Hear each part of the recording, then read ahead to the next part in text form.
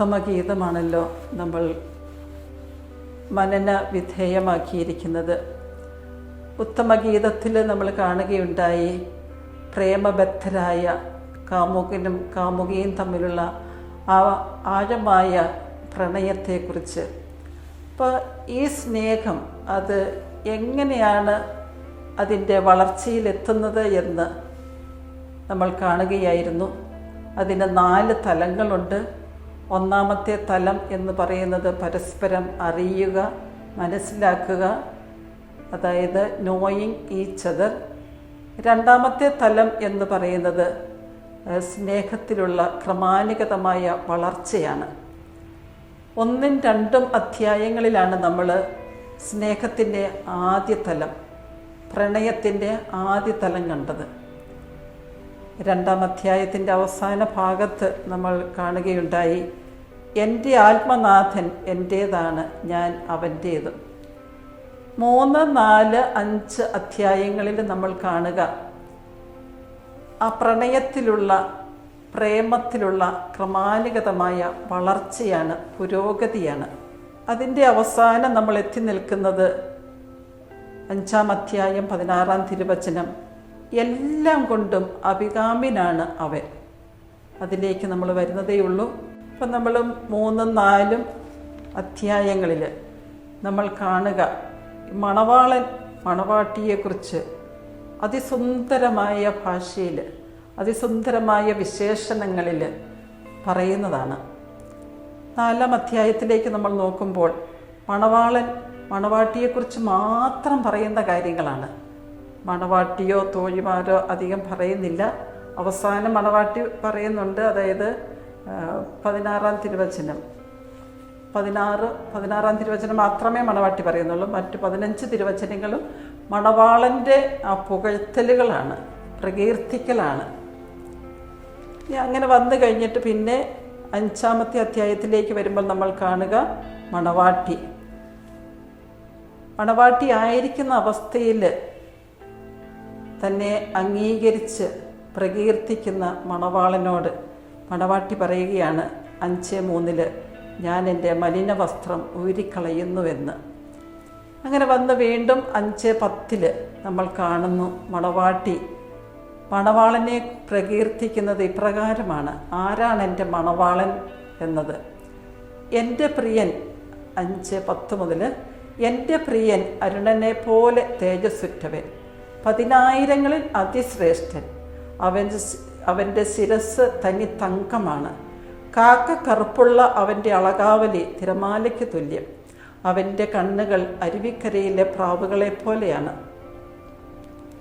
പാലിൽ കുളിച്ച് തൂവലൊതുക്കിയ അരിപ്രാവുകളെ പോലെ തന്നെ, അവൻ്റെ കവിളുകൾ സുഗന്ധദ്രവ്യങ്ങളുടെ തടങ്ങൾ പോലെയാണ്, അവിടെ നിന്ന് പരിമളം പൊഴിയുന്നു, അവൻ്റെ അധരം ലില്ലിപ്പൂക്കളാണ്, അവിടെ നിന്ന് നറുമ്പസദ്രവം ഇറ്റുവീഴുന്നു, അവൻ്റെ ഭുജങ്ങൾ രത്നം പതിച്ച സുവർണ ദണ്ഡുകൾ, അവൻ്റെ ശരീരം ഇന്ദ്രനീലം പതിച്ച ദന്തനിർമ്മിതിയാണ്, അവൻ്റെ കാലുകൾ സുവർണ തലത്തിൽ ഉറപ്പിച്ച വെണ്ണൽക്കൽ സ്തംഭങ്ങൾ, അവൻ്റെ ആകാരം ലെബനോനിലെ വിശിഷ്ടമായ ദേവദാരു പോലെ.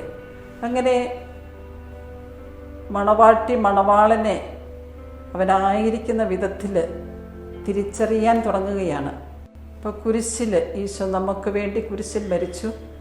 വിശുദ്ധ ആഗസ്തീനോസ് പഠിപ്പിക്കുന്നു, കുരിശിൽ ആണ് ഈശോ ഏറ്റവും സുന്ദരനായിട്ട് കാണപ്പെട്ടത് എന്ന്. കുരിശിലെ അവസ്ഥ നമുക്കറിയാം. ഒന്നും ശ്രദ്ധിക്കാൻ സാധിക്കാതെ അങ്ങേയറ്റം വേദന അനുഭവിച്ചുകൊണ്ട്, പേടി അനുഭവിച്ചുകൊണ്ടായിരിക്കുന്ന അവസ്ഥ. ആ അവസ്ഥയിലാണ് ഈശോ ഏറ്റവും സുന്ദരനാണ് എന്ന് വിശുദ്ധ ആഗസ്തീനോസ് നമ്മളെ പഠിപ്പിക്കുന്നത്. വീണ്ടും അവൻ്റെ മൊഴികൾ അതിമധുരമാണ്, 16-ാം തിരുവചനം, എല്ലാം കൊണ്ടും അഭികാമ്യനാണ് അവൻ. അപ്പം മണവാളനെക്കുറിച്ച് പറയുമ്പോൾ എനിക്കവൻ മതിയായവനാണ്. ഇപ്പോൾ നമ്മുടെ ഭാഗത്തു നിന്ന് നമ്മൾ പറയുമ്പോൾ ഈശോ എനിക്ക് എല്ലാം കൊണ്ടും മതിയായവനാണ്, അതിൽ കവിഞ്ഞ് വേറെ ആരുമില്ല. എൻ്റെ ഹൃദയം, എൻ്റെ സ്നേഹം, എൻ്റെ ചിന്ത, എൻ്റെ ഭാവന, അതെല്ലാം എൻ്റെ ഈശോയ്ക്ക് മാത്രം. നമ്മുടെ ബഹുമാനപ്പെട്ട ദാനിയേൽ പൂവണ്ണത്തിലച്ഛന് അച്ഛൻ പറയാറുള്ള ഒരു തിരുവചനം ഉണ്ടല്ലോ, സങ്കീർത്തനങ്ങൾ 57:2. അത്യുന്നതനായ ദൈവത്തെ ഞാൻ വിളിച്ചപേക്ഷിക്കുന്നു, എനിക്ക് വേണ്ടി എല്ലാം ചെയ്തു തരുന്ന എൻ്റെ ദൈവത്തെ തന്നെ. അപ്പോൾ ദൈവത്തെ അത്യുന്നതനായിട്ട്, സർവാധിപനായിട്ട്, സർവശക്തനായിട്ട് അനുഭവിച്ചറിയാനായിട്ട് സാധിച്ച ഒരു വന്യപുരോഹിതൻ. അപ്പോൾ അതുപോലെ എൻ്റെ ഈശോ എൻ്റെ സമസ്തവും, എനിക്കെൻ്റെ ഈശോ മതി, അതിനപ്പുറത്തേക്ക് ആരുമില്ല. ഇപ്പോൾ നമ്മുടെ പരിശുദ്ധ പിതാവ് ഫ്രാൻസിസ് പാപ്പ, ആ പരിശുദ്ധ പിതാവിനോട് എനിക്ക് സ്നേഹബന്ധമുണ്ട് എന്ന് കരുതുക, പക്ഷേ വലിയ സ്നേഹബന്ധമുണ്ട്, പക്ഷേ അതിനേക്കാൾ ഉപരിയാണ് എൻ്റെ ഈശോ. എൻ്റെ ഈശോ എൻ്റെ സർവസ്വവും, എനിക്ക് അഭികാമ്യനാണത് ഈശോ. ജെറൂസലം പുത്രിമാരെ, ഇതാണ് എൻ്റെ പ്രിയൻ, ഇതാണ് എൻ്റെ തോഴൻ. അതുകൊണ്ടാണല്ലേ നമ്മുടെ വിശുദ്ധ കൊച്ചു തെരേസ്യ പറയുന്നത്, ഈശോയെ ഓർക്കാതിരിക്കുന്ന എൻ്റെ സമയദൈർഘ്യം എന്ന് പറയുന്നത് 3 മിനിറ്റാണ് അല്ലേ. അങ്ങനെ എപ്പോഴും ഈശോയുടെ കൂടെ എന്ത് കാര്യം ചെയ്താലും ഈശോയുടെ കൂടെ ഓരോന്ന് നിയോഗം വെച്ച് ചെയ്യുന്ന ഒരു ശൈലി. ഇനി നമ്മൾ ഇപ്പം സ്നേഹത്തിൻ്റെ തലങ്ങൾ നമ്മൾ കണ്ടായിരുന്നു. 1 level of knowing each other, 2 level of growing in love, 3 level of union. ഇപ്പോൾ 6ഉം 7ഉം അധ്യായങ്ങളിൽ നമ്മൾ കാണുക ഈ ഐക്യത്തിൻ്റെ ഒരു അവസ്ഥയാണ്. കാമുകനും കാമുകിയും തമ്മിലുള്ള ഐക്യം, അല്ലെങ്കിൽ പ്രേമബദ്ധരായ സ്ത്രീയും പുരുഷനും തമ്മിലുള്ള ഐക്യം, ഈ രീതിയിലുള്ള ആ ഒരു ഐക്യത്തിൻ്റെ തലമാണ് 6ഉം 7ഉം അധ്യായങ്ങളിൽ പ്രതിപാദിച്ചിരിക്കുന്നത്. അപ്പം ഇതിൻ്റെ ആദ്യ തിരുവചനം, അങ്കനമാരിൽ അഴകാർന്നവളെ, നിന്റെ പ്രിയൻ എങ്ങു പോയി? എങ്ങോട്ടാണ് നിന്റെ പ്രിയൻ പിരിഞ്ഞു പോയത്? പറയൂ, നിന്നോടൊപ്പം ഞങ്ങളും അവനെ തേടി വരാം. അപ്പോൾ തോഴിമാർ മണവാട്ടിയോട് പറയുകയാണ്, ഞങ്ങളോട് പറയുക നിന്റെ പ്രിയൻ ആരാണ് എന്ന്, നിന്നോടൊപ്പം ഞങ്ങളും അവനെ തേടി വരാം. കാരണം മണവാട്ടി അതുപോലെയാണ് മണവാളനെ തോഴിമാർക്ക് പരിചയപ്പെടുത്തി കൊടുത്തിരിക്കുന്നത്. നമ്മളിത് തന്നെയാണ് കാണുക സക്രിയയുടെ പുസ്തകം 8-ാം അധ്യായത്തിൽ. വിവിധ ഭാഷകൾ സംസാരിക്കുന്ന 10 പേർ ഒരു യഹൂദൻ്റെ അങ്കിയിൽ പിടിച്ചുകൊണ്ട് പറയും, ഞങ്ങളും നിൻ്റെ കൂടെ പോരട്ടെ, കാരണം ദൈവം നിൻ്റെ കൂടെയുണ്ട്. അപ്പോൾ ആ യഹൂദനിൽ ദൈവത്തെ കണ്ടതുകൊണ്ട് അവരാഗ്രഹിക്കുക ആ യഹൂദൻ്റെ കൂടെ ആയിരിക്കാൻ. പരിശുദ്ധ പിതാവ് പറയും, ദൈവവിളി കിട്ടുന്നത് ആകർഷണത്തിലൂടെയാണ്, ഒക്കേഷൻ ബൈ അട്രാക്ഷൻ. ഇപ്പോൾ എൻ്റെ കൂടെ ഈശോ ഉണ്ട് എന്നറിയുന്ന ഒരു വ്യക്തി അല്ലെങ്കിൽ ഒരു പെൺകുട്ടി, അവൾ നമ്മുടെ കൂടെ ആയിരിക്കുവാൻ ആഗ്രഹിക്കുന്നു. ഇനി നമ്മൾ മണവാട്ടി പറയുന്ന കാര്യങ്ങളിലേക്ക് വരികയാണ്. 6-ാം അധ്യായം 2-ാം തിരുവചനം. നമ്മൾ സങ്കീർത്തനം 42:1-2 അവിടെ നമ്മൾ കാണുന്നുണ്ട്. സങ്കീർത്തനം 42:1-2, നേർച്ചാൽ തേടുന്ന മാൻപേടയെ പോലെ ദൈവമേ, എൻ്റെ ഹൃദയം അങ്ങയെ തേടുന്നു. എൻ്റെ ഹൃദയം ദൈവത്തിനായി ദാഹിക്കുന്നു, ജീവിക്കുന്ന ദൈവത്തിന് വേണ്ടി തന്നെ. എപ്പോഴാണ് ദൈവസന്നിധിയിലെത്തി അവിടുത്തെ കാണാൻ കഴിയുക? അപ്പം നേർച്ചാൽ തേടുന്ന മാൻപേടയെ പോലെ മനുഷ്യഹൃദയം ദൈവത്തെ തേടുന്നു. ദൈവമേ, നീ എന്നെ നിനക്കായി സൃഷ്ടിച്ചു, നിന്നെ വിലയം പ്രാപിക്കുന്നത് വരെ എൻ്റെ ആത്മാവ് അസ്വസ്ഥമായിരിക്കും. വിശുദ്ധ അഗസ്തീനോസിൻ്റെ പ്രാർത്ഥനയാണല്ലോ. അപ്പം ഏതൊരു മനുഷ്യാത്മാവും ദൈവത്തിന് വേണ്ടി ദാഹിക്കുകയാണ്. മനുഷ്യാത്മാവ് അത് യുണീക്കാണ്. ഒരു ആത്മാവിനെ പോലെ മറ്റൊരാത്മാവില്ല. ഇപ്പോൾ നമ്മുടെ ആത്മാവ് ദൈവവുമായിട്ടുള്ള ബന്ധം, അതാണ് യോഹന്നാൻ 15-ാം അധ്യായത്തിൽ മുന്തിരിച്ചെടിയും ശാഖകളും എന്നുള്ള അവിടെ നമ്മൾ കാണുക. അപ്പോൾ അതുപോലെ ശാഖ മുന്തിരിച്ചെടിയോട് ചേർന്ന് നിൽക്കുന്നത് പോലെ ദൈവത്തോട് ഒന്നായി നിൽക്കേണ്ട മനുഷ്യാത്മാവ്. 6-ാം അധ്യായം 2-ാം തിരുവചനത്തിലേക്ക് വരുമ്പോൾ, എൻ്റെ പ്രാണപ്രിയൻ തൻ്റെ ഉദ്യാനത്തിലേക്ക് സുഗന്ധദ്രവ്യങ്ങളുടെ തടങ്ങളിലേക്ക് ഇറങ്ങിപ്പോയി. തൻ്റെ ആട്ടിൻപറ്റത്തെ മേയ്ക്കാനും ലില്ലിപ്പൂക്കൾ ശേഖരിക്കാനും തന്നെ. 3-ാം തിരുവചനം, ഞാൻ എൻ്റെ പ്രിയൻ്റേതാണ്, എൻ്റെ പ്രിയൻ എൻ്റേതും. അതാണ് ഒന്നായി തീരുന്ന ഒരവസ്ഥ, ഐക്യത്തിലാകുന്ന ആ ഒരു അവസ്ഥ. ഞാൻ എൻ്റെ പ്രിയൻ്റേത് മാത്രം, എൻ്റെ പ്രിയൻ എൻ്റേതും. അത് തന്നെ വിശുദ്ധ പൗലോസ്ലീഹ ഗലാത്യക്കാർക്ക് എഴുതിയ ലേഖനം 2-ാം അധ്യായം 20-ാം തിരുവചനത്തിൽ, ഇനി ഞാനല്ല, ക്രിസ്തുവാണ് എന്നെ ജീവിക്കുന്നത്. അപ്പം നമുക്കറിയാം, പഞ്ചസാര വെള്ളത്തിൽ കലക്കുകയാണെന്ന് കരുതുക. അപ്പോൾ ആ പഞ്ചസാരയുടെ അപ്പിയറൻസ് എല്ലാം പോയി. പിന്നെ നമ്മളവിടെ കാണുന്നത് വെള്ളമാണ്. പക്ഷെ വെള്ളത്തിന് മധുരമുണ്ട്. ഇനി ഉപ്പാണെങ്കിൽ ഉപ്പിൻ്റെ രസം നമുക്ക്, ഉപ്പും വെള്ളത്തിൽ കലക്കുകയാണെങ്കിൽ ഉപ്പിൻ്റെ രസം നമുക്ക് ഫീൽ ചെയ്യും. അപ്പം എന്ന് പറഞ്ഞതുപോലെ ദൈവത്തിൽ ആയിരിക്കുന്ന ഒരാത്മാവ്, നമുക്കൊക്കെ അറിയാവുന്ന തിരുവചനമാണ് എങ്കിലും ഒന്നുകൂടി 6:3, ഞാൻ എൻ്റെ പ്രിയൻ്റേതാണ്, എൻ്റെ പ്രിയൻ എൻ്റേതും. മണവാളൻ പറയുന്നത് നമുക്ക് കേൾക്കാം. 5:4, എൻ്റെ പ്രിയെ, നീ തിർസ നഗരം പോലെ മനോഹരിയാണ്. അല്ലേ, നമ്മളിപ്പോൾ ബാംഗ്ലൂർക്കൊക്കെ ടൂർ പോകുന്നു. അപ്പോൾ ബാംഗ്ലൂർ നമ്മൾ ആദ്യമായിട്ട് കാണുമ്പോൾ അല്ലേ എത്രയോ സുന്ദരമാണ് എന്ന് പറഞ്ഞതുപോലെ മണവാളൻ പറയുകയാണ്, എൻ്റെ പ്രിയെ, നീ തിർസ നഗരം പോലെ മനോഹരിയാണ്, ജെറൂസലം പോലെ സുന്ദരിയും. അല്ലേ, ജെറൂസലം ദേവാലയം ഒക്കെ എത്രയോ മനോഹരമാണ്. അപ്പോൾ നമ്മളെ സാദൃശ്യപ്പെടുത്തുന്നത്, തുലനം ചെയ്യുന്നത് ജെറൂസലം ആ ഒരു നഗരത്തോടാണ്. 5-ാം തിരുവചനം, നീ എന്നിൽ നിന്ന് നോട്ടം പിൻവലിക്കുക, അതെന്നെ വിവശനാക്കുന്നു. സ്നേഹം കൊണ്ട് ഈശോയെ നമ്മൾ മത്ത് പിടിപ്പിക്കുക എന്ന് പറയും അല്ലേ. സ്നേഹം കൊണ്ട് ഈശോയെ മത്ത് പിടിപ്പിക്കുന്നു. നീ ഈശോയുടെ നോട്ടം നമുക്കറിയാം, പത്രോസിനെ നോക്കുന്ന കാര്യം അല്ലേ. പത്രോസിൻ്റെ ജീവിതത്തിൽ ടോട്ടൽ ചേഞ്ച്, പൂർണ്ണമായൊരു മാറ്റം വരുന്ന ആ ഒരു നോട്ടം. അപ്പോൾ ഈശോയെ നമ്മൾ നോക്കിയിരിക്കുക. ഇനി 8-ാം തിരുവചനം, 60 രാജ്ഞിമാരും 80 ഉപനാരികളും എണ്ണമറ്റ കന്യകമാരുമുണ്ട്. എന്നാൽ എൻ്റെ മാടപ്രാവ്, എൻ്റെ പൂർണ്ണവതി ഒരുവൾ മാത്രം. എത്ര പേരുണ്ടെങ്കിലും ഞാനാകുന്ന മണവാട്ടി, അത് ഈശോയ്ക്ക് ഒരു പ്രത്യേക സ്നേഹം, താല്പര്യം, നമ്മൾ മാത്രമേ ഉള്ളൂ എന്നുള്ള രീതിയിലുള്ള വ്യക്തിപരമായ കൺസേൺ, ലവ് എല്ലാം. വീണ്ടും കന്യകമാർ അവളെ ഭാഗ്യവതി എന്ന് വിളിച്ചു. രാജ്ഞിമാരും ഉപനാരികളും അങ്ങനെ തന്നെ അവളെ പുകഴ്ത്തി.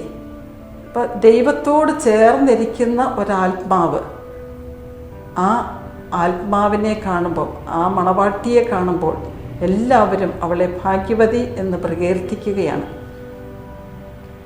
10-ാം തിരുവചനത്തിൽ വീണ്ടും,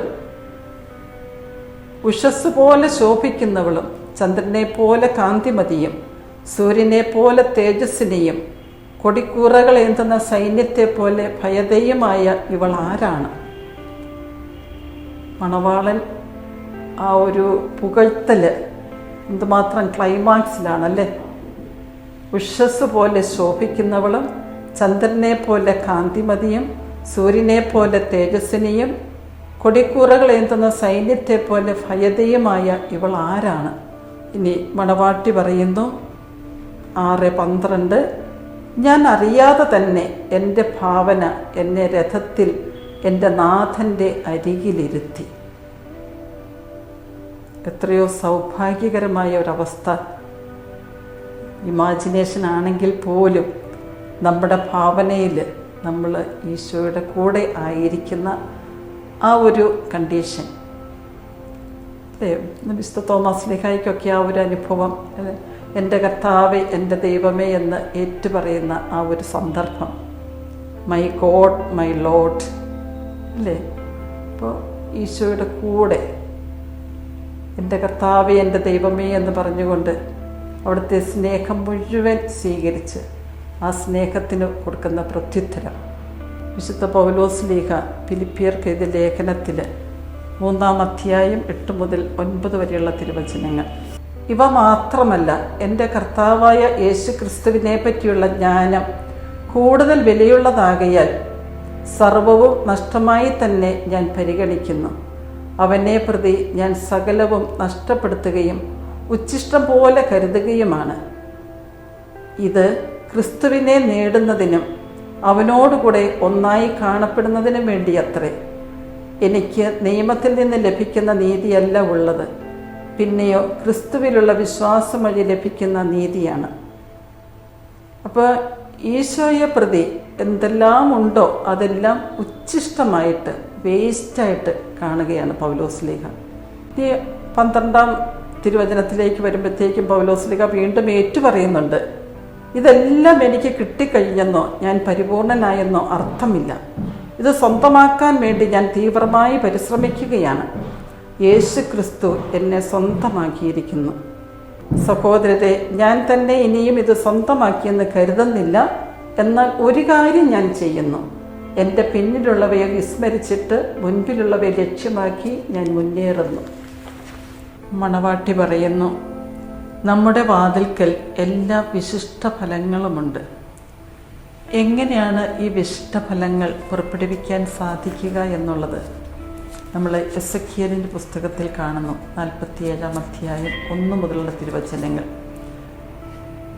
അത് എസെക്കിയേലിൻ്റെ അഭിഷേകത്തെപ്പറ്റി പറയുന്ന ഒരു ഭാഗമാണ്.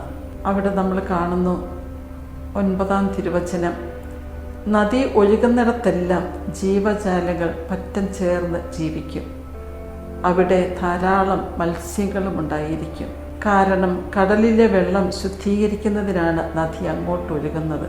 നദിയുടെ ഇരു കരകളിലും എല്ലാത്തരം ഫലവൃക്ഷങ്ങളും വളരും. എസെക്കിയേൽ 47:12. നദിയുടെ ഇരു കരകളിലും എല്ലാത്തരം ഫലവൃക്ഷങ്ങളും വളരും. അവയുടെ ഇലകൾ വാടിക്കൊഴിയുകയോ അവ ഫലം നൽകാതിരിക്കുകയോ ഇല്ല. അവയ്ക്ക് വേണ്ട ജലം വിശുദ്ധ സ്ഥലത്തു നിന്ന് ഒഴുകുന്നതുകൊണ്ട് മാസം തോറും പുത്തൻ ഫലം പുറപ്പെടുവിക്കും. അവയുടെ ഫലം ഭക്ഷണത്തിനും ഇലകൾ രോഗശമനത്തിനും ഉപകരിക്കുന്നു. ഇവിടെ നദി എന്ന് പറയുന്നത് അത് പരിശുദ്ധാത്മാവിനെയാണ് സൂചിപ്പിക്കുക. എസെക്കിയേൽ പ്രവാചകന് പാദത്തോളം നനഞ്ഞു നദിയിലൂടെ നടന്നപ്പോൾ വീണ്ടും അത് മുട്ടോളമായി, വീണ്ടും അത് അരയോളമായി, പിന്നെ അത് കഴുത്തോളമായി എന്നുള്ള ആ ഭാഗം നമുക്കെല്ലാവർക്കും അറിയാവുന്നതാണ്.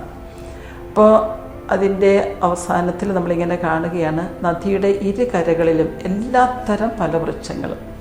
അപ്പോൾ എല്ലാ തരത്തിലുമുള്ള ഫലങ്ങൾ പുറപ്പെടുവിക്കാനായിട്ട് നമുക്ക് സാധിക്കുക പരിശുദ്ധാത്മാവ് കൊണ്ട് നിറയുമ്പോഴാണ്. പരിശുദ്ധാത്മാവിൻ്റെ വലിയ അഭിഷേകത്തിലൂടെയാണ് നല്ല ഫലങ്ങൾ പുറപ്പെടുവിക്കാൻ സാധിക്കുക. അതുകൊണ്ടാണല്ലോ കഴിഞ്ഞ അധ്യായത്തിൽ നമ്മൾ കണ്ടത്, മണവാട്ടി പറയുകയാണ്, വടക്കൻ കാറ്റേ വീശുക, തെക്കൻ കാറ്റേ വരിക, അല്ലേ എന്ന് പറഞ്ഞാൽ പരിശുദ്ധാത്മാവ് കൊണ്ട് നിറയണം. അതിനുള്ള ആഗ്രഹമാണ് മണവാട്ടി പറയുന്നത്. വീണ്ടും ഇവിടെ നമ്മൾ കാണുന്നു, അവയ്ക്ക് വേണ്ട ജലം വിശുദ്ധ സ്ഥലത്തു നിന്ന് ഒഴുകുന്നത് കൊണ്ട് മാസം തോറും പുത്തൻ ഫലം പുറപ്പെടുവിക്കും. അപ്പം നമുക്ക് ഒരു പ്രാവശ്യം കിട്ടിയ ആ ഒരു അഭിഷേകം പോരാ, ഓരോ ദിവസവും പുത്തൻ അഭിഷേകത്തിന് വേണ്ടി പ്രാർത്ഥിക്കുക. അങ്ങനെ നമ്മുടെ ജീവിതത്തിലൂടെ പുതിയ പുതിയ ഫലങ്ങൾ പുറപ്പെടുവിക്കാനായിട്ട് നമുക്ക് സാധിക്കും. അപ്പം ഇവിടെ നമ്മൾ കാണുന്നു, മണവാട്ടി പറയുന്നത്, നമ്മുടെ വാതിൽക്കൽ എല്ലാ വിശിഷ്ട ഫലങ്ങളുമുണ്ട്. തുടർന്ന്, പ്രിയനെ പഴുത്തതും ഉണങ്ങിയതുമെല്ലാം നിനക്കായി ഒരുക്കിയിരിക്കുന്നു. അപ്പം നമ്മുടെ ജീവിതത്തിൽ എന്തൊക്കെയുണ്ടോ, അതായത് അനുകൂല പ്രതികൂല അനുഭവങ്ങളെല്ലാം പൂർണ്ണമായിട്ട് നമ്മൾ ഈശോയ്ക്ക് സമർപ്പിക്കുക. അപ്പോൾ നമ്മൾ 7-ാം അധ്യായത്തിലേക്ക് വരുമ്പോൾ നമ്മൾ കാണുന്നത് ഇതാണ്, ലെവൽ ഓഫ് യൂണിയൻ. ഞാൻ എൻ്റെ പ്രിയൻ്റേതാണ്, അവൻ എൻ്റേതും എന്നുള്ള അവസ്ഥയിലായിരിക്കുന്ന ഒരു കാര്യം. ഇനി 8-ാം അധ്യായത്തിലേക്ക് വരുമ്പം പ്രേമത്തിൻ്റെ അല്ലെങ്കിൽ പ്രണയത്തിൻ്റെ അടുത്ത ലെവലിലേക്ക് നമ്മൾ പ്രവേശിക്കുകയാണ്. അടുത്ത തലം എന്ന് പറയുന്നത് അത് കവനൻ്റൽ ലവ് ആണ്. ലെവൽ ഓഫ് കവനൻ്റൽ ലവ് എന്ന് പറഞ്ഞാൽ ഉടമ്പടി ബന്ധം. അപ്പോൾ അവിടെ ഉടമ്പടി എന്ന് പറയുന്നത് എന്താണ്? നമ്മുടെ ജീവിതത്തിൽ വിവാഹ കഴിച്ചവരാണെങ്കിൽ വിവാഹ ജീവിതാന്തസ്സിന് അനുയോജ്യമായ കാര്യങ്ങൾ, നമ്മളാണെങ്കിൽ നമ്മുടെ ജീവിതാന്തസ്സിന് അനുയോജ്യമായ കാര്യങ്ങൾ, അവയെല്ലാം വിശ്വസ്തയോടെ ചെയ്യുമ്പോഴാണ് നമുക്ക് ആ അനുഗ്രഹങ്ങൾ ലഭിക്കാനും സാക്ഷ്യം വഹിക്കാനും സാധിക്കുക. അപ്പോൾ ഉടമ്പടി അല്ലെങ്കിൽ കരാറ് എന്ന് പറയുന്ന, അപ്പോൾ അതിനകത്ത് ഏർപ്പെടുന്ന രണ്ട് വ്യക്തികളും അല്ലെ രണ്ട് ഗ്രൂപ്പുകളും അവർ ചെയ്യേണ്ട പാലിക്കേണ്ട കുറേയേറെ കാര്യങ്ങളുണ്ട്. അപ്പോൾ ആ ഉടമ്പടിയിൽ വിശ്വസ്തത പാലിക്കുക. ഇപ്പോൾ 8-ാം അധ്യായത്തിൽ നമ്മൾ കാണുന്നത് ഈ ഒരു ഉടമ്പടി ബന്ധത്തിലേക്കുള്ള വളർച്ചയാണ്. ഇവിടെ 3-ാമത്തെ തിരുവചനം, 8-ാം അധ്യായം 3-ാം തിരുവചനം, അവൻ്റെ ഇടതുകരം എൻ്റെ തലയണയായിരുന്നെങ്കിൽ വലതുകരം എന്നെ ആലിംഗനം ചെയ്തിരുന്നെങ്കിൽ. ഈ തിരുവചനം നമ്മളിതിനു മുമ്പും കണ്ടിരുന്നു. 2-ാം അധ്യായത്തിൽ മണവാട്ടിയുടെ പ്രാർത്ഥനയാണ്, അവൻ്റെ ഇടതുകരം എൻ്റെ തലയണയായിരുന്നെങ്കിൽ വലതുകരം എന്നെ ആലിംഗനം ചെയ്തിരുന്നെങ്കിൽ. ഇനി വീണ്ടും നമ്മൾ 8-ാം അധ്യായം 6-ാം തിരുവചനത്തിലേക്ക് വരുമ്പോൾ, നിന്റെ ഹൃദയത്തിൽ മുദ്രയായും നിന്റെ കരത്തിൽ അടയാളമായും എന്നെ പതിക്കുക. നിന്റെ ഹൃദയത്തിൽ മുദ്ര എന്ന് പറഞ്ഞാൽ നമുക്കറിയാം, നമ്മളിപ്പോൾ നമ്മുടെ സ്കൂളിൽ നിന്ന് നമ്മുടെ HM ഒരു ലെറ്റർ എഴുതുന്നു. ആ ലെറ്ററിൽ ആ ഒരു മുദ്ര സീല് വെക്കുന്നുണ്ട് അല്ലേ? സീൽ വെച്ചാൽ എന്താ? അത് മറ്റാരുടേതുമല്ല, അത് ഈ സ്കൂളിലെയാണ്, ഈ HM കൊടുത്തതാണ് എന്നുള്ള ഒരു സീല്. അല്ലെ ഗവൺമെൻറ്റിൽ നിന്ന് നമുക്കൊരു ലെറ്റർ കിട്ടുന്നു, അവർക്ക് സീല് വെച്ചാൽ തരിക എന്ന് പറഞ്ഞാൽ അത് അതിൻ്റേതായ ഒരു പ്രാധാന്യം അത് മനസ്സിലാക്കാൻ വേണ്ടിയിട്ടാണ്. അപ്പം നിൻ്റെ ഹൃദയത്തിൽ മുദ്രയായി നിൻ്റെ കരത്തിൽ അടയാളമായി എന്നെ പതിക്കുക. അപ്പോൾ ഈശോയെ കൊണ്ട് സീല് ചെയ്യപ്പെട്ട ഒരു വ്യക്തി. അപ്പോൾ ഇവിടെയാണ് നമ്മൾ ഒരു സ്പിരിച്വൽ മാര്യേജൊക്കെ വിശുദ്ധ അമ്മ ത്രേസ്യയുടെ ആ ശൈലിയിൽ പറഞ്ഞാൽ സ്പിരിച്വൽ മാര്യേജ് നടക്കുക. ഇവിടെ ന്യായാധിപന്മാരുടെ പുസ്തകം 16-ാം അധ്യായം 15-ാം തിരുവചനം, അവിടെ ദലീല സാംസണോട് ചോദിക്കുന്നുണ്ട്, നിന്റെ ഹൃദയം എന്നോടുകൂടി അല്ലെങ്കിൽ എന്നെ സ്നേഹിക്കുന്നുവെന്ന് നിനക്കെങ്ങനെ പറയാൻ കഴിയും? അപ്പോൾ നമ്മുടെ ഹൃദയം മറ്റൊരിടത്ത് തിരിഞ്ഞിട്ട് ഞാൻ അവളെ സ്നേഹിക്കുന്നു എന്ന് നമ്മൾ പറഞ്ഞാൽ, അല്ലെ ഞാൻ ഈശോയെ സ്നേഹിക്കുന്നു എന്ന് പറഞ്ഞാൽ അതൊരിക്കലും ശരിയാവുകയില്ലല്ലോ. വീണ്ടും നമ്മൾ 1 രാജാക്കന്മാർ 19:10 വരുമ്പോൾ ഏലിയ പ്രവാചകനോട് ചോദിക്കുന്നുണ്ട്, നീ എന്താ ഇവിടെ ചെയ്യുക എന്ന്. അപ്പോൾ ഏലിയ പ്രവാചകൻ ഇപ്രകാരമാണ് ഉത്തരം പറയുക, സൈന്യങ്ങളുടെ ദൈവമായ കർത്താവിനെ പ്രതിയുള്ള തീഷ്ണതയാൽ ഞാൻ ജ്വലിക്കുകയാണ്. സൈന്യങ്ങളുടെ ദൈവമായ കർത്താവിനെ പ്രതിയുള്ള തീഷ്ണതയാൽ ഞാൻ ജ്വലിക്കുകയാണ്. ഇപ്പോൾ ദൈവത്തോടുള്ള സ്നേഹത്തിൽ, ആ ഉടമ്പടി ബന്ധത്തിൽ അതിൻ്റെ പൂർണ്ണതയിലെത്തുമ്പോൾ ഈ ഒരു അവസ്ഥയിലേക്ക് നമ്മളും ഉയരുകയാണ്. വീണ്ടും നമ്മൾ 8-ാം അധ്യായത്തിൽ 12-ാം തിരുവചനത്തിലേക്ക് വരുമ്പോൾ, എൻ്റെ മുന്തിരിത്തോട്ടമാകട്ടെ എൻ്റേത് മാത്രമാണ്.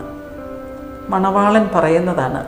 അപ്പോൾ നമ്മളിതിൻ്റെ മുമ്പിലുള്ള ഭാഗത്ത് നമ്മൾ കണ്ടിരുന്നു, മുന്തിരിത്തോട്ടം സൂചിപ്പിക്കുന്നത് എപ്പോഴും മണവാട്ടിയെയാണ്.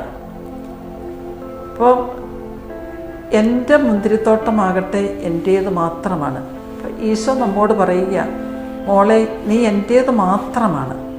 വീണ്ടും നമ്മൾ ഉത്തമഗീതത്തിലേക്ക് വരുമ്പോൾ 8 അധ്യായങ്ങൾ 6 ഗീതങ്ങളുണ്ട്. നമ്മളവിടെ കാണുന്നത് ഒരു പ്രേമം അല്ലെങ്കിൽ ഒരു പ്രണയം അല്ലെങ്കിൽ സ്നേഹം എന്നുള്ളത് എങ്ങനെയാണ് എന്ന് നമുക്ക് വിശദീകരിച്ച് തരികയാണ്. ഇപ്പോൾ ഞാൻ ഈ 8-ാം അധ്യായം 5-ാം തിരുവചനം കണ്ടോ, ആപ്പിൾ മര ചുവട്ടിൽ വെച്ച് ഞാൻ നിന്നെ ഉണർത്തി. അല്ലേ, ആപ്പിൾ മരം എന്ന് പറയുന്നത് ഉത്തമഗീതത്തിൻ്റെ ഭാഷയിൽ അത് മണവാളനാണ്. അപ്പം മണവാളൻ്റെ അടുത്ത് ഞാൻ പോയിരിക്കുമ്പോൾ മണവാളൻ എന്നെ ഉണർത്തുകയാണ്, ഉത്തേജിപ്പിക്കുകയാണ്, ഒരു പുതിയ ചൈതന്യം തരികയാണ്. അപ്പം ഇങ്ങനെ ഓരോ കാര്യങ്ങൾ ഇതിപ്പോൾ നമ്മൾ വായിച്ചു വരുമ്പോഴത്തേക്കും എല്ലാ കാര്യങ്ങളും വളരെ പോസിറ്റീവായിട്ട് നമുക്ക് അനുഭവപ്പെടുന്നു. ഇപ്പോൾ എനിക്ക് തോന്നുന്നു ജീവിതത്തിൽ ഒരു നെഗറ്റീവ് എക്സ്പീരിയൻസ് അല്ലെങ്കിൽ ഒരു വിഷമം, ബുദ്ധിമുട്ട് ഒക്കെ വരുമ്പോൾ ഇത് വായിക്കാൻ നല്ല താല്പര്യമാണ്. നമുക്കെല്ലാവർക്കും ആ ഒരു താല്പര്യം തീർച്ചയായിട്ടും ഈശോ തരുമെന്ന് പൂർണ്ണമായിട്ടും വിശ്വസിക്കുന്നു. അപ്പോൾ ഉത്തമഗീതത്തിൽ നമ്മൾ ഒന്നുകൂടി പറയുകയാണെങ്കിൽ അതിൻ്റെ ഏറ്റവും വലിയ പ്രതിപാദ്യ വിഷയം സ്നേഹത്തെക്കുറിച്ചാണ്, പ്രണയത്തെക്കുറിച്ചാണ്. ഇനി ഇതിൻ്റെ വെളിച്ചത്തിൽ നമുക്കറിയാം ഹോമോസെക്ഷൽ റിലേഷൻഷിപ്പ് അതൊരിക്കലും ശരിയല്ല.